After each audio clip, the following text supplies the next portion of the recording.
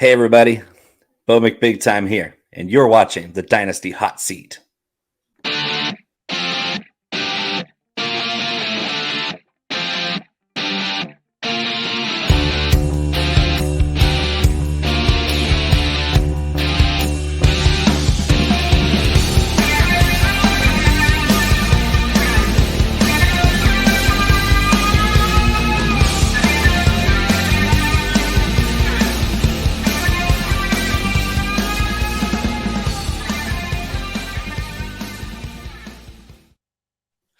Yes, hello everybody, and welcome back once again to another episode of the Dynasty Hot Seat, the only Dynasty show out there that is a certified Inferno. And who better to bring on the certified Inferno than the King of Spice himself?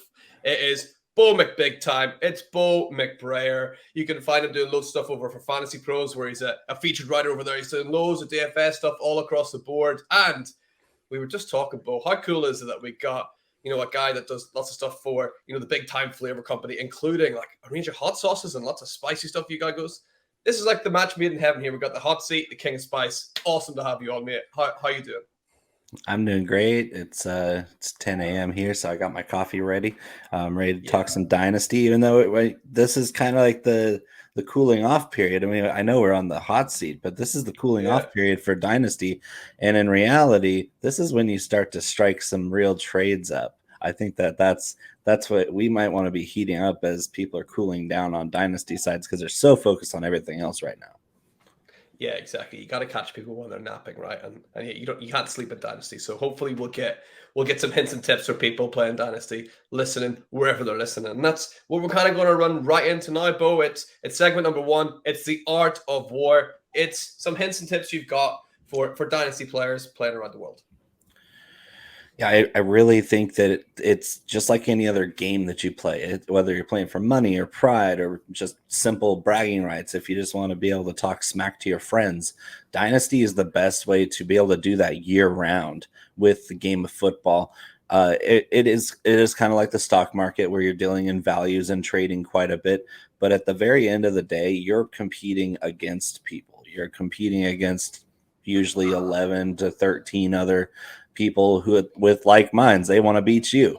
And so understanding game theory, understanding how to break down data and find edges in every little thing that you do. Every transaction has to make your team better. And that's usually what I focus on, is if I'm making a waiver claim or if I'm making a trade offer, I'm asking myself each time, does this make my team better? And that's really, I mean, it comes down to each thing's going to have its own little flair and nuance to it. But I'm always looking to build that iron chest, as my friend Chalk calls it. Nice. Yeah, I like that about an iron chest where, one of the best things is it's kind of like a double-edged sword once you kind of lock that down, where you might see someone appear in the waivers, you're like, I don't know. Like, even though it's a really good player, it's like, I can't get rid of any of these guys. You want to get to that moment where you have to make hard decisions and tough decisions, especially with your waiver wire. So yeah, I like that. Just think carefully. Like, is this making anyone better? The worst thing you can see sometimes is you drop a guy to pick up someone else, and then the next day someone else has snapped up that guy. And you're like, what have I done? What did I know that I don't know? Like, so yeah, do your research and try and build that. What do you call it? An iron chest? Yeah, it's just, it comes down to that's your cachet. That's what you hold all the value that you're trying to build into a winner every year. And that's the kind of thing, is I don't like all out rebuilds. I'm not going to try to trust the process like the Philadelphia 76ers did, where I take 3 years to put something back together. I've turned orphans that looked horrible, had no draft picks for 2 years around in a year and a half, to where now I'm competing to win that championship, because I'm making the farther you have to go. If you're looking at your roster and this really stinks, then I'm going to just try to make more of those meaningful moves in a shorter amount of time. It's condensed. The worse my team is when I put it together, or the worse my fortune is with the injury bug or otherwise. Some guys just don't play very well. being able to think on your feet and make more meaningful transactions in a shorter amount of time, the worse your team is. That I think that pays off in a huge form, because you can go year round and not do anything with your team. Like if I'm happy Yeah. with a team, I don't look at it very often. I'll just check the score on Sunday and be the really happy again, or be like, okay, I need to make the little tweaks here. But for a bad team, I'm on that team every day, multiple times, trying to make deals, always trying to just kind of, carve off or sand off the rough edges, so to speak. Yeah, 100%. You got to put the work in, right? You get what you get out, right? You can't make a team better just by, crossing your fingers and trusting the process, like you said. You got to put a shift in, right? So I love that as a first tip. But what else you got for us? It really comes down to knowing your competition. Again, I said game theory. It's like understanding how your league mates tick. Dynasty is really unique in that name value matters more than ever before in Dynasty. You can get extra value or less value based on the recognition and the notoriety of a player. And if I know that my league mate is a diehard Raiders fan, and he would pay more for Josh Jacobs than the other guy who needs Josh Jacobs, I'm going to pit them up against one another. I'm going to use my league mates and use psychology to just get better value in the deals that I make. It's just, the Dynasty is more psychological than you think, because you're trying to get inside and squeeze every bit of juice out of that lemon. Yeah, absolutely. It's something that friend of the show, Murph, who's sitting actually top of the Hall of Fame charts there, Murph. Over from the UK, absolute legend. He always describes Dynasty as so he describes redraft as playing checkers, but Dynasty's playing chess. Right? It's a different. It's accurate, and I do love Murph. I've known Murph for 3 years now, and he's a legend. And whether it's UK or here abroad, when he was in Florida. We're talking. Everybody knows who Murph is. If you know Dynasty and you know football in general on the fantasy side, Murph is one of the best. He was in my Scott Fishbowl 10 league. Ooh, tough competition. Yeah, lovely. So I love that as a second tip there. So brilliant advice. And have you got a third and final tip for us as well? Yeah, that's the one last thing that I want to cover as part of kind of like just a general guide is don't fall in love. It's still football. It's still chaos. As soon as we kick off on Thursday night, something's going to happen. I don't know what it is. Nobody knows what it is, but something's going to happen in that Rams and Bills game that's going to tilt a good portion of the fantasy football players out there, whether they're playing DFS or redraft or dynasty or guillotine. You're playing all these different forms of fantasy football. That first game, I'd say by the time we hit halftime and they're talking about it, everybody on Twitter is going to be ablaze with like, oh no, what do we do now? And that's kind of that. Just don't fall in love with the name or the player, because they're still just assets. Like for the game that we play, a fake game about a sport where guys play in spandex. I mean, we're talking about the variables are so infinite that if you fall in love, you're going to get stuck and then you're going to get screwed.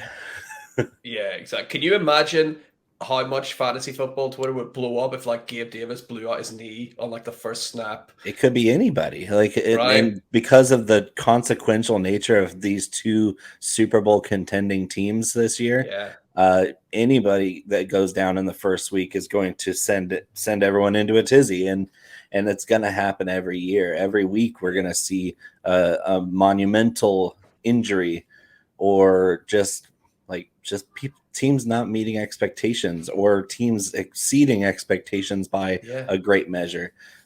Since all we can do is deal in probabilities, I mean, just try to maximize your odds of success.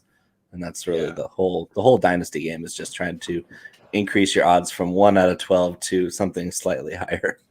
Yeah, exactly. No, I love that as a tip, just to kind of stay calm, composed, to remember Yeah, these are actually real people out there running about, and there's real risk and real damages. So don't get too attached, or you could get hurt. So I love those as 3 tips for everyone listening, Bo. And what we're going to do now is we want to see if you can put those tips into action as we swing right into the main part of the show, really, which is the hot seat mock draft. And we got our board up here, Bo, and as you can see, it's 12 teams. We're going for 18 rounds. Not the longest draft in the world, but we'll try and keep it a bit snappy with the 18 rounds. And the first thing I'm going to ask you is, but in an ideal world, if you were allowed to choose, what spot that you got at the start of a draft in Superflex, what spot would you choose and why? It's not tight end premium as well before.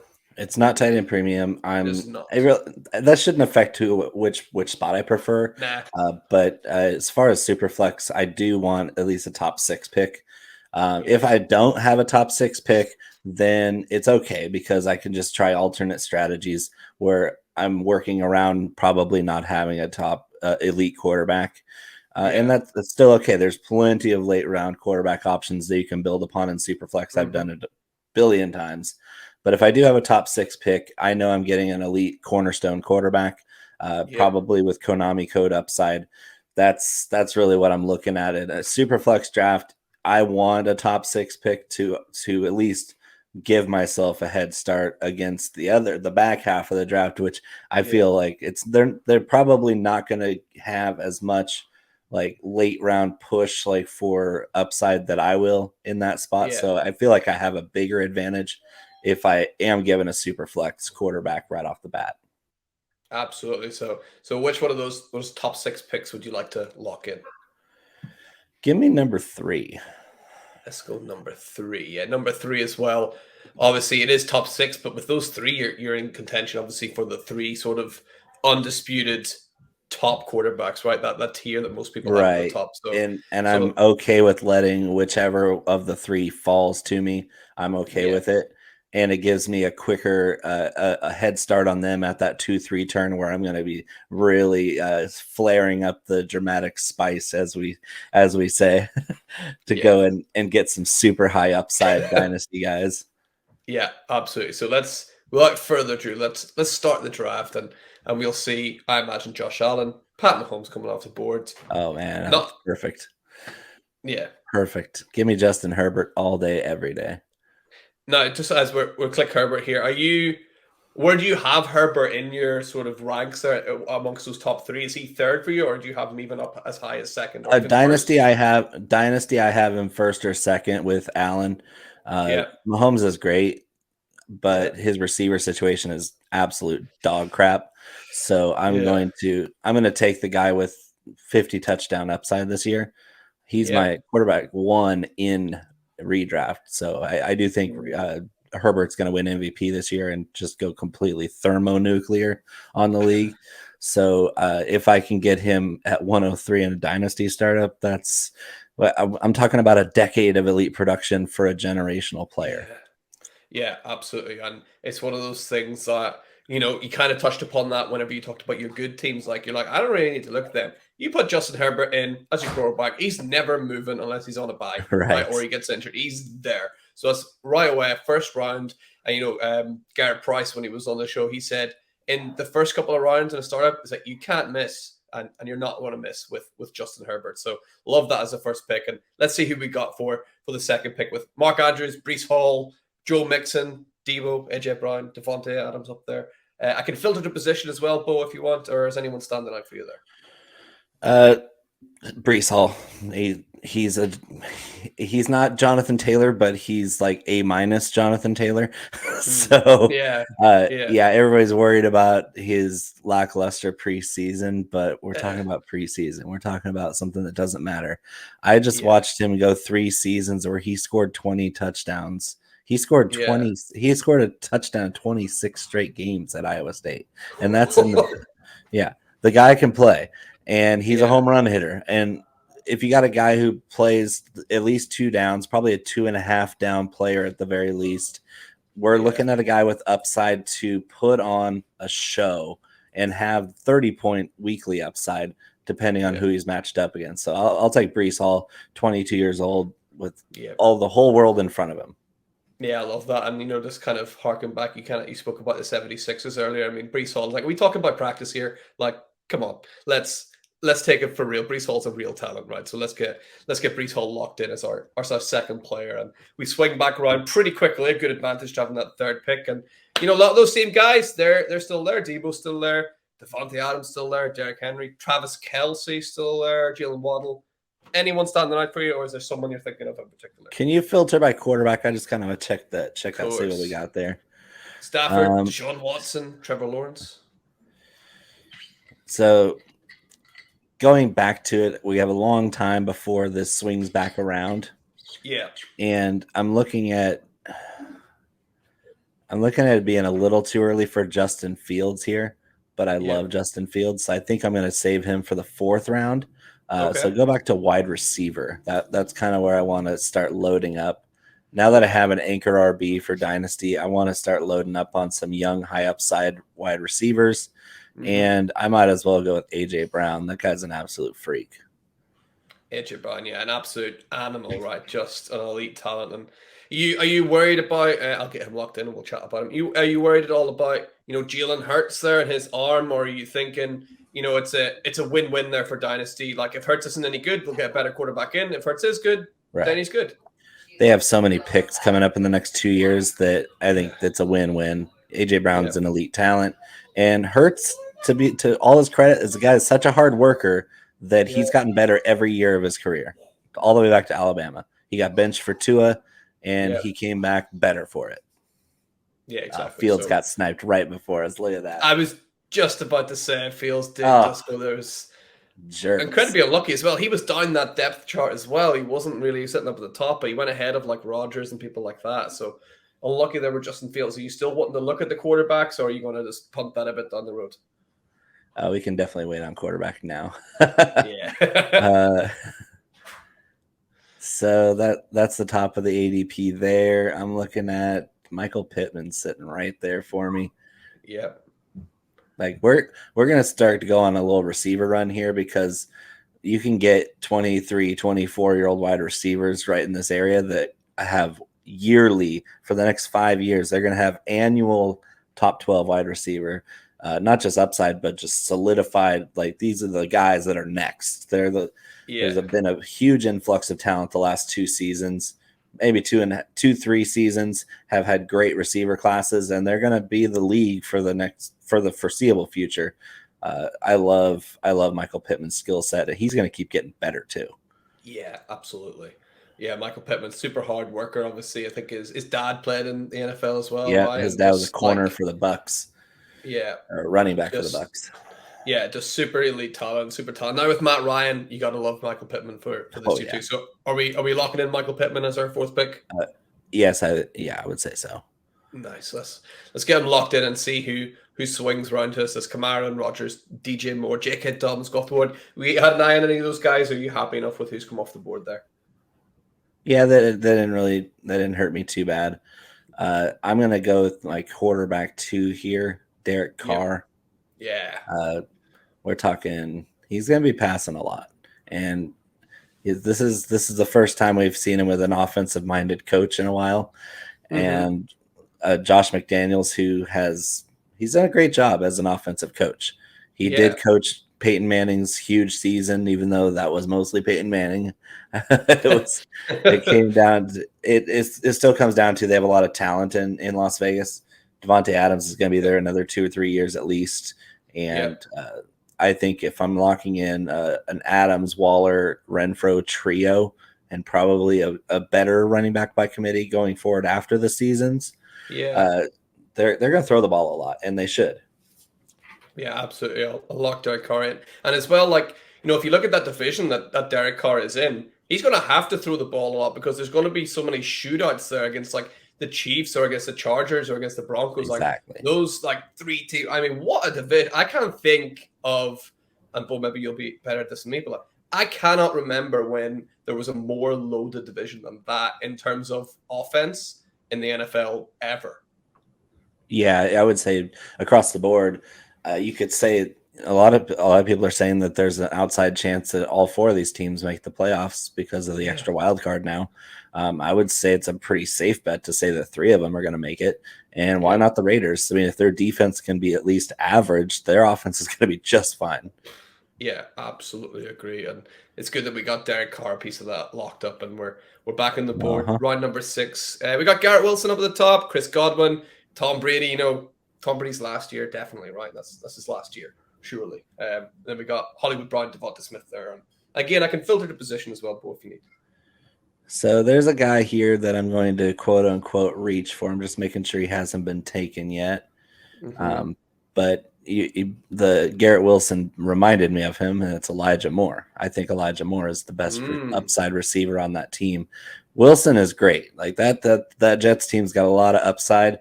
I'm going to reach and get Elijah Moore here because I'm such a huge fan. Yeah, Elijah Moore, obviously, you got to love after what he did last year. And, you know, that Jets team, who would have thought, 2 years ago, that the Jets are like a fantasy football, especially Dynasty football, like darling team, right? Everyone loves those players. Like, I got two of them now. Yeah, exactly. 2 of them going in, the top 6 rounds. So let's get Elijah both of them as top 12 Dynasty assets, and that's I'm not gonna bite my nose to spite my face because they're a member of the Jets. I mean, obviously the running joke is they're the goddamn Jets every year, but at the same time, Joe Douglas has done a masterful job of putting an offense together the last 2 years. Yeah, and it makes sense. I want the guys who are the best talents and let the situation unfold as it may. I don't know if Zach Wilson is the answer, but again, they've put so many weapons onto this offense that I want a piece of them because their defense is not good. And the more that defense stinks, the better I want their offensive players to catch up.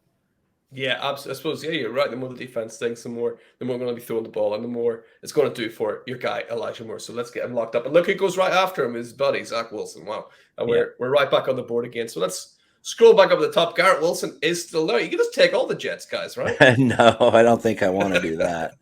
But another guy that I've pretty much been drafting on every team is right there down just below Elijah Mitchell, Rashad Bateman. That's a special talent right there, and I want him on my team.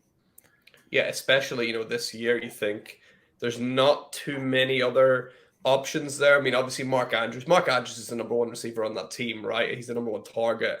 But, Bateman will be right behind him there. And, they got James Prochet. I mean, Devin Duvernay. Guys like that who don't really, pop off the screen anyway. So I think Bateman is in line for when they showed excitement for signing Demarcus Robinson, who got cut by the Chiefs and cut by the Raiders, that should tell you what they think of Rashad Bateman. That he's got to be the guy. He's got to be the savior for this passing offense. And what I love most about Bateman is that he jumped in after having a hernia, missed all of camp, came in after missing 5 games. And he was thrown right into the X receiver position, the most difficult position to run routes in the NFL. No preparation. He came in and he was getting open. We're talking about an elite separator with really good high octane speed on top of it. Just an overall technician with high talent. And this is the narrowest route tree in the NFL. The Ravens are going to throw the ball to 2 guys. They're going to throw it to their number 1 receiver, Bateman, and they're going to throw it to their elite tight end, Mark Andrews. And all the other guys are just going to be scrambling for scraps after that. Yeah, exactly. They have one guy out there to just run the straight line, and then we'll reset, and you just run the straight line again to stretch that field. No one's ever going to follow. I'll probably be James Prochet, right? No one's going to follow him. So you're right. It's so reserved in what they do, but it'll probably prove to be effective, right? Because they're a good team pretty much every year. So hopefully that'll help Bateman next year, and we're right back on the clock again. Kirk Cousins sitting up at the top. Kenny Pickett looking for it. Obviously, you want 3 quarterbacks at least in Superflex. You thinking about a QB3 now? Or are you happy to wait? I'm very happy to wait a lot longer for my QB3, especially because we know that quarterback is kind of a position of nepotism in the NFL where they're either going to last a really, really long time or they're going to lose their job really quickly. It's I'm really happy with the guys that are going to get promoted in the next year or two because some of the starters this year are not good and they're not going to stick around. So a little precursor for for what we're going to do later with our QB3.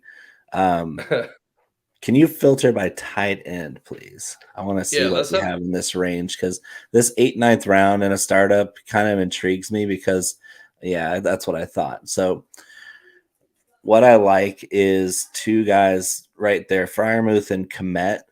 That Yep. it's not a tight end premium, but we're talking about Freiermuth, who's a big red zone weapon for the Steelers. Komet is the volume guy. He is the wide receiver too for the Bears. Yeah. Either way you cut it, Darnell Mooney might or might not be an alpha ever. I mean, he's a great receiver. He's going to get a ton of targets. Cole Komet's in line for over 100 targets this year too. And if I'm just looking at straight PPR, I like Cole Komet. Maybe in the next turn, I want to go back to running back so I can lock in my RB2 here. But I'm going to spin around and get Cole Komet in the 9th. Nice. I like that. So running backs, you got Sanders and Pollard at the top. It's iffy things about them, obviously, and then Harris, Hunt, Pierce, Rashad White. Is anyone standing out?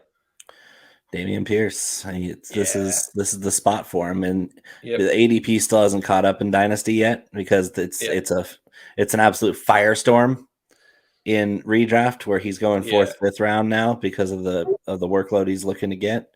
Yeah. But in Dynasty, he's staying steady. The people still haven't bought in on him, and this is a pretty late in a startup to get him. Get a guy with starting potential this year and then starting potential in the future if he's good. So I like that. Go with David Pierce here.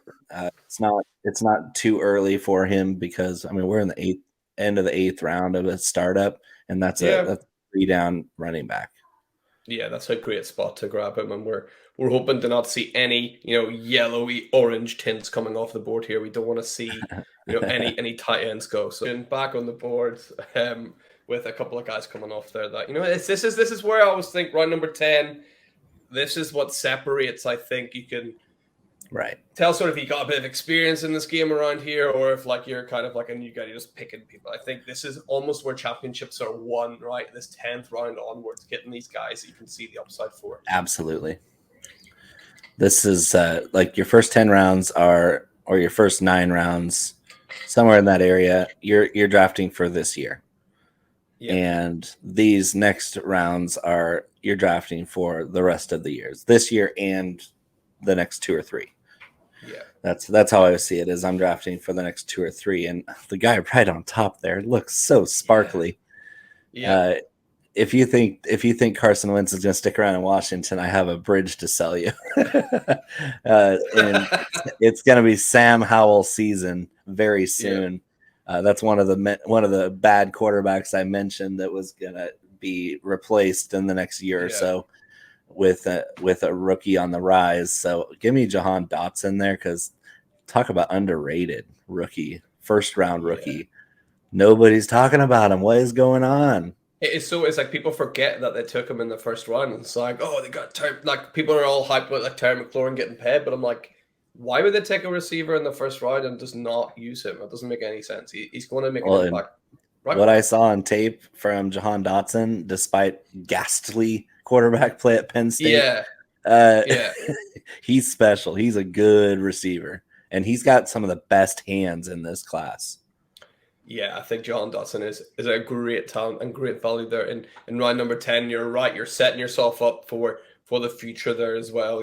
He could, Carson Wentz, he's a funny one. He's one of those players that are actually not bad for Dynasty. He always ends up like top 15 quarterback in Dynasty, but he is not good. He is not good for an NFL team, so he will probably disappear soon. But, if Dotson makes the field, he might make some long plays with Wentz this year even, but then, you want to see a pair of hands with him long term. Yep. This one, I'm going to go against what I always say, and this is more of a redraft rule, is I never draft running backs from 3 teams, the 49ers, the Dolphins, and the Patriots. But for Dynasty, you can make a lot of hay with Ramondre Stevenson. Yeah. Because despite what everything tells me in the world that you shouldn't even stress yourself out about who's going to get the carries on a weekly basis for the Patriots, he's the class of that team in the backfield. Yeah. And he's the future of that team in the backfield. Damian Harris is going to move on, and they'll probably put in another plodding Alabama back who can't catch in his spot when he leaves. But Ramondre Stevenson is a guy that they really like. Yeah, Ramondre Stevenson looks to be a guy that could easily see himself carving out a larger, piece of that pie compared to, Harris over there at the minute. He seems to be just a bit sharper, right? Just a bit. Yeah. What did you say about John Dotson? You said John, he was like sparkling at the top. Stevenson's got a bit more sparkle to him, I think, right? So for sure. So let's get him locked in. That's really late for him too in Dynasty. I haven't seen him fall that far in startups before. Yeah, I agree. I think it is quite late. I think I got him there in the Scott Fish Bowl as well, which made me pretty pleased too. So I was happy about that. So because you never hate the player, you just hate the ADP. So some of these guys drop off. Some of these guys drop and inexplicably, like you can't explain it, but you just take the profit and move on. Who's calling plays for Stevenson next year? Who do you think? Who's going to be the guy calling the shots? Hopefully a guy who's ever called offense before in his life. Yeah. That would be enough good. That would be great, right? I think my daughter could call better plays than Joe Judge. So Matt Patricia could reanimate his pencil that sticks up his hat and probably call better plays. It's just embarrassing. That Patriots offense passing game at least is going to be atrocious this year. Yeah. I just don't understand what they're doing. I mean, Bill Belichick, obviously, one of the greatest coaches. Bill's going to take that offense back to the 50s because they're going to be defense, creating turnovers, playing amazing defense, and running the absolute snot out of the ball. Yeah, that's what the Pats want to do. He's been watching Vince Lombardi documentaries. Like, that's sweet. We can get that coming back, right? So yeah, we're gonna run the veer. like I remember the Titans. We run 6 plays out of wide veer. It's like Novocaine. Give it time, it always works. Well, I can't wait for Ramondre Stevenson to feast on that next year. So that'll be great. And we're back on the clock again. Round number 12. The big Q quarterbacks lined up there. You want to see any sort of position? No, that's the one. I was going to lock in our quarterback 3 with the guy that is really, really underrated. We're talking about a guy who put up a couple quarterback 1 weeks last year. He's got the full vote of confidence for the franchise now. Give me Davis. No. Give me the Stanford guy. Shout out NorCal. Yes. Davis Mills. I mean, at the very least, he's a bye week fill-in, and you might find that your quarterback 2 is like if Derek Carr starts scuffling or if he gets hurt, and you plug in a guy, Davis Mills, who every couple of weeks is going to outscore Derek Carr. It's like just because I like a guy a lot more and a lot earlier in Derek Carr, because he's more likely to put up those 30-point weeks than Davis Mills, is you're still going to get 4 or 5 weeks in the season where Davis Mills is better than Derek Carr. Yeah. Completely agree. I think Davis Mills as well. A huge vote of confidence for him there last year when the Texans had those 2 first-round picks. They could have replaced him, in the first round. They had like a couple of second-round picks as well where they could have replaced him. It really helps that the rest of their roster was so bad. Yeah, that did help, right? That really helped. Like this sucked. Like, hey, our quarterback was kind of okay last year, but everywhere else was not. Yeah, and because they do suck, right? He's going to be throwing the ball a lot. They're going to be behind a lot. You got to like Davis Mills for this year. And just I don't know, there's something about Davis Mills, can't put my finger on it, but he looks like a solid kind of quarterback that maybe could spend a few years in the league. Right. Exactly. Okay, so we're back on the board. Those quarterbacks are still there. I'm guessing you're not wanting anything to do with them for a little while. Yeah, they can slip quite a bit farther.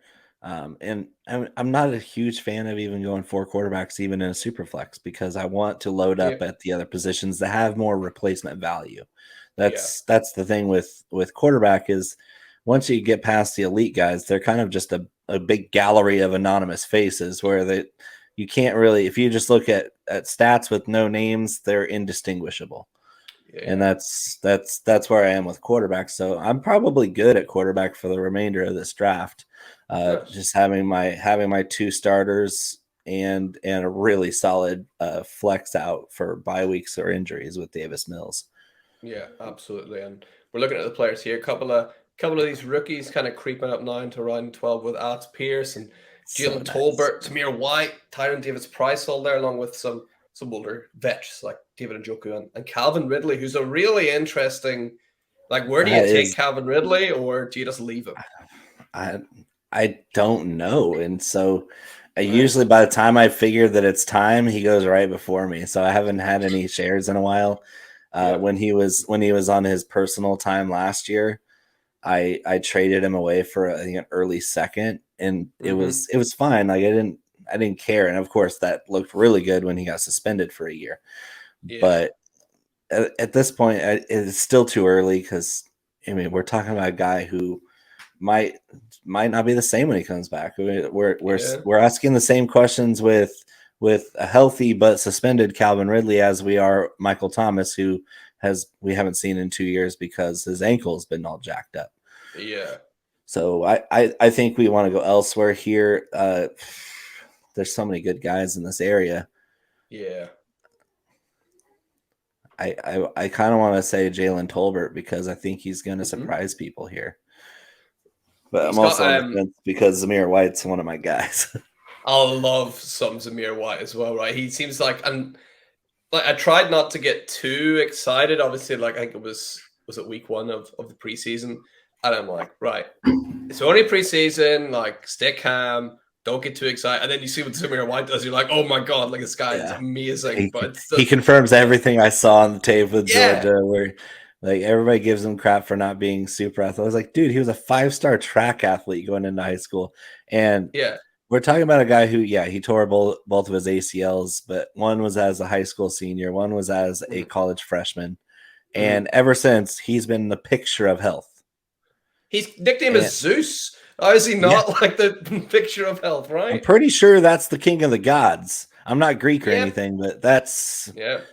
that's the king of the gods. He's an athletic marvel, and a guy of that size that can chug along like that and has a lot Yeah. of skill. Uh, I think he talked me into it. I'd rather wait Yeah. on. We have plenty of good wide receivers already. Give me Zamir White. I don't want to miss out on him. Yeah, exactly.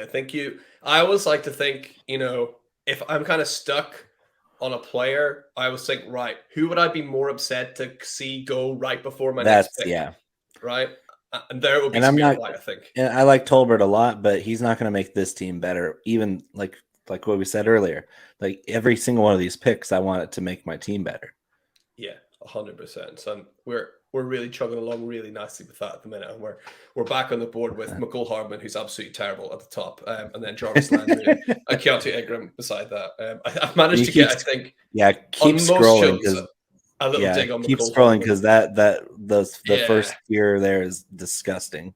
yeah. Okay. Keep Marlon going, Mack still there. That's keep going. yeah, Marlon Mack yeah, at home. There you go. Now we're talking. Okay, so I don't understand how this guy's ADP hasn't climbed exponentially after what we yeah, saw from him last year, but we just heard Justin Herbert on the Yahoo Fantasy Show yeah, say unprompted when asked who a sleeper could be, and his guy from Tennessee, Josh Palmer, is the first name that came out of his mouth without hesitation, saying he's going yeah, to get a lot of targets this year.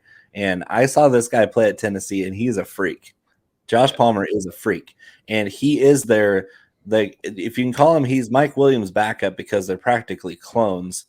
They're big, physical, fast guys that just make huge plays all the way down the field. And yeah. I want to match up with that Herbert, that our very first pick, Justin Herbert. Talk about a future stack. You have Keenan Allen, who's almost 30. Mike Williams is 28. Yeah.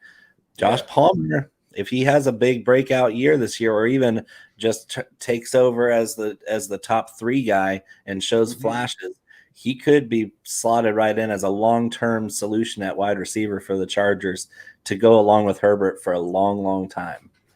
Yeah, I think in the 14th round as well, I think this is like the perfect pick as well. Oh, Like, it's so just nice. that potential, like Josh Palmer could be going like in the top 8 rounds next year if he Yeah. does like have a good year. And you know what Mike Williams is like. Mike Williams isn't going to play the full season. This is not going to happen. So Yeah, Palmer's got a chance to he's the really slot in. anti-cat.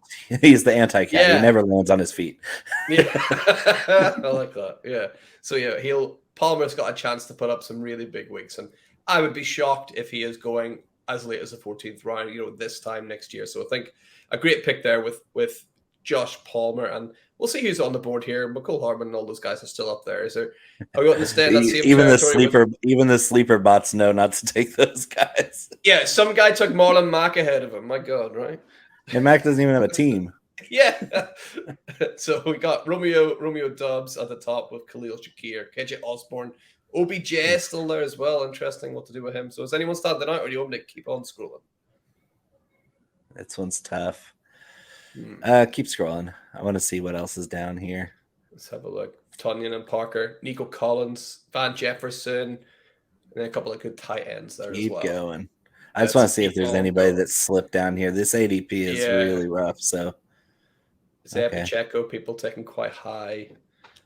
Yeah, and I didn't see that from Pacheco. Like I still had Jerry Anili as a better running back prospect than Pacheco. Mm-hmm. So when he got all that run in the preseason, I was extremely surprised. But when I look at it on the surface, like he's a workout warrior. He's a big kid that runs fast. And anytime you're one of those and you show out at the combine, you're going to get lots of attention. And if you go to the Chiefs after a strong combine, you're going to get way more attention. Then exactly what I saw on tape at Rutgers was exactly what we saw in the preseason, where the guy just runs into the back of his lineman. He has no vision, no lateral agility. Giant holes. Takes the handoff and runs into the back of the line, 2 yards, cloud of dust, falls down. Like, okay, yeah, I don't want that guy. Yeah, no, I agree completely. And I just scrolled down. There's the guy I was looking for. So,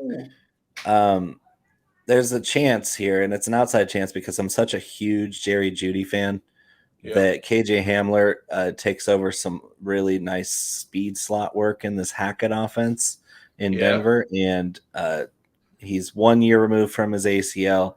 He's extremely talented. We're talking about just like Jahan Dotson went to Penn State, absolutely looked amazing at Penn State, despite ghastly quarterback play. Yeah. And we just haven't seen him because he tore his ACL in his rookie season, and that's out of sight, out of mind. And for me, I still recognize the talent. And let's see, as far down as he is, we could probably wait. So go back up there and let's see.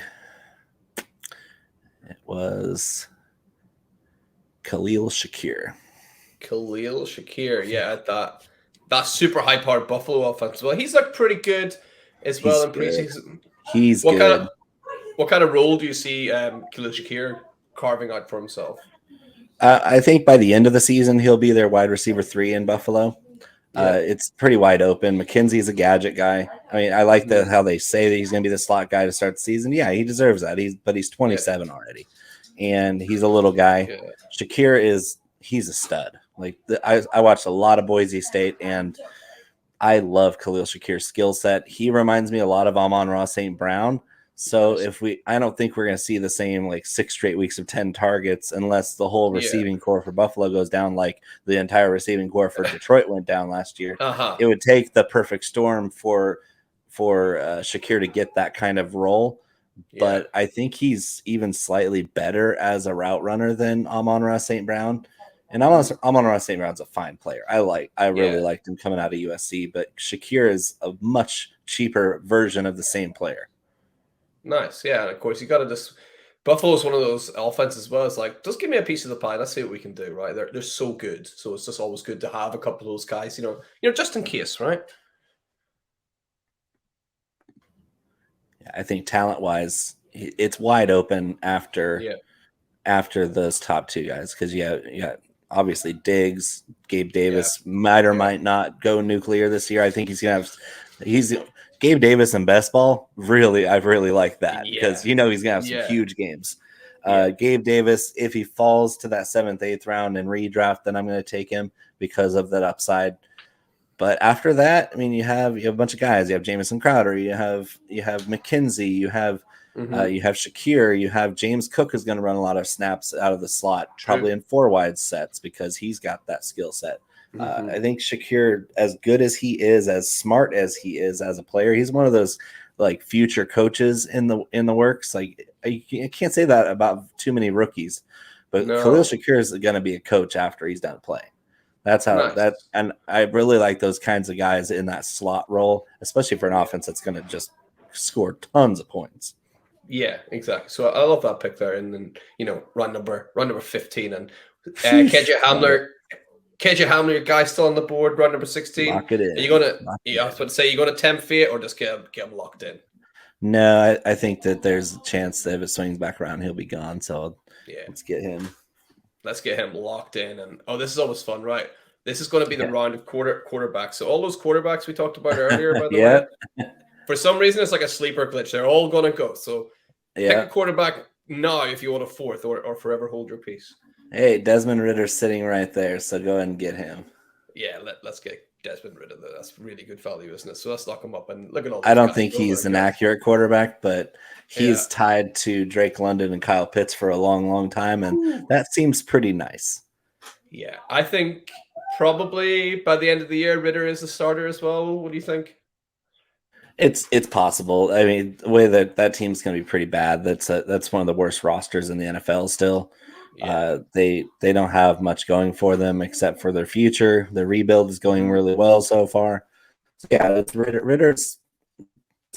I think it's more than likely that he's eventually going to be the starter at the end of the season, especially once they're officially out of contention, and if Mariota's not playing well, which I think Mariota's going to be fine. I just don't know if they're going to win a whole lot of games.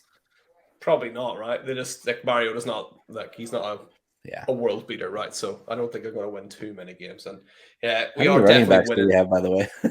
Let's have a check, actually, will we? Let's see, running back. So you got 1, 2, 3. I know we only have one tight end. 4. We got 4 running backs, 1 tight end, and a whole gang of wide receivers. So are you thinking running back here for your last pick? I was, but there's not much left. Might as well look at it, see who's there. Okay. Ben in there, I suppose, right? Ty Chandler. Ooh. I love me some Ty Chandler. Yeah. I think Ty Chandler, maybe not for this year, obviously, but that's kind of like a wide open role coming up in next year moving forward with Dalvin Cook and everything with him and Alexander Madison. He's out of there surely next year, right? Oh yeah, and I think Madison might be a deadline deal because that all the attrition that's going to happen at the running back position this year. Madison's going to be a top priority trade target. They've already shopped him around. And it doesn't make sense to deal him right now because nobody's desperate enough to pay up for him. So these NFL GMs are doing the same thing we are as Dynasty GMs, where we're trying to get max value for our asset. And Madison in season, unless Dalvin Cook's out for his annual 3 to 4 games, Madison's useless. And he was especially useless under Mike Zimmer because Zimmer would just give Dalvin Cook all the snaps. And I think that with the Kevin O'Connell system, they're going to run more of a committee. It's not going to be 50-50 by any stretch because Dalvin Cook is not going to allow that. But a 75-25 with Madison, and I don't think Madison's that good. I really don't. I think if I'm being honest, I think Ty Chandler is a better prospect going forward than Madison. And now that we know that Madison's days are numbered, I think I'd rather have a guy who's going to get a little bit more run in the next 2 to 3 years in that offense with more of a committee approach. And it just looks good. I mean, I know the path has been cleared. They picked Chandler for a reason. They didn't think Wong Wu was going to be a tailback solution, even though he's a special teams superstar. And Dalvin Cook is Dalvin Cook. He's going to be there, but Madison's not in the plans anymore. Yeah, so we're getting Ty Chandler locked in as our final pick of the draft. Then let's do it. Ty Chandler locked in, and then that brings us to the end of our draft. So let's have a look at the roster. Let's see how we did overall. I mean, slam dunk at the start, right? Can't beat that. You got Justin Herbert locked in as the quarterback, right? And then running backs, Breece Hall and Dameon Pierce. You got wide receivers locked in. AJ Brown, Michael Pittman Jr., and Elijah Moore. Absolutely love that. Cole Kmet, Rashad Bateman, Jahan Dotson, and Derek Carr as your super flex option. And then the bench, where championships are won, we talked about this bench, right? Look at this. Ramondre Stevenson, Davis Mills, Zamir White, Josh Palmer, Khalil Shakir, KJ Hamler, Desmond Ridder, Ty Chandler. Must be feeling pretty good about that, right? Yeah, that's it. And that's the thing is I can contend this year, I can contend next year and on into the future. Yeah. And like we always say, especially in Dynasty, the startup is just the beginning. It's just it's the fire, it's the starter's gun. So it gets us moving, it gets us pieces with how many wide receivers with upside we have. One of those pops up that we don't think is going to keep it rolling for more than 2 years. They're trade targets. Sell high, buy low. This is a living organism. Your dynasty rosters are living beings, and you got to feed the ones you want to keep and starve the ones you don't. Yeah, absolutely. I love that analogy of it. So I think you've done a great job drafting that roster, like you said, at the starting gun. And Bo, just want to say thank you so much for taking some time, coming on to the show. And guys listening, if you love this episode as much as I did, then make sure, if you're not already there, get over to the YouTube channel, give this a thumbs up. Hey, why not subscribe while you're at it? The more thumbs up Bo gets, he's got a chance to end up here on the Hall of Flame board. If he gets inside the top 3, we'll whack his name up there, and he'll be forever in the background of these videos. So we want to get more. I gotta say, Murph's days are officially numbered. Woo! Murph, he's coming for you. A lot of people said that before. Many have tried. Hey. A lot have failed. So let's see if we can get Bo up to the top and catch him up. So that would be brilliant. And Mo, thanks again for coming on. And do you just want to remind everyone listening where they can find you online as well? You can find me at Bo_McBigTime on Twitter. There's a link to my link tree with all my work: Fantasy Pros, Team Riser Fall, DFS, Sports Gambling Podcast Network with DFS as well. If you need any questions answered for redraft, dynasty, DFS, golf, football, baseball, I'm just a sports fanatic. I'm just borderline unhealthily obsessed with sports, mostly football and golf these days. But just click the link tree, check out all my work. I just dropped my my super gigantic 32 team spicy takes forecast on Fantasy Pros. It's pinned on my Twitter. Definitely check that out because I did a hot take on each of the 32 teams for fantasy football this year, and we're gonna see how many I get right, so I can see how many victory laps I'll take. And also make sure you go to my website, bigtimeflavor.co, and order yourself a Big Time Flavor bundle. It's the only way to really make it work for the shipping to the UK, but I do ship to the UK as well as Canada and Mexico. Pretty much anywhere in the world I can ship it to you. Nice. But make it worth your while because it's pretty much the same flat shipping rate no matter what you order.